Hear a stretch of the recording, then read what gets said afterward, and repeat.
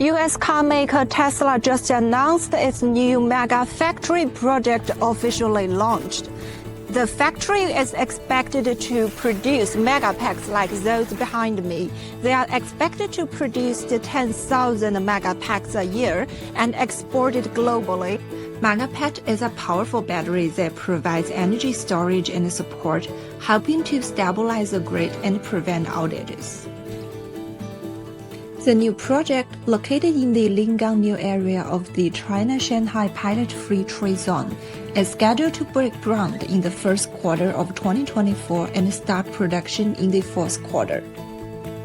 The factory will initially produce 10,000 Megapack units every year, equal to nearly 40 gigawatt-hours of energy storage. The products will be sold worldwide. In January 2019, Tesla Shanghai Gigafactory broke ground here in Shanghai, and the company keeps investing and expanding its capacity ever since.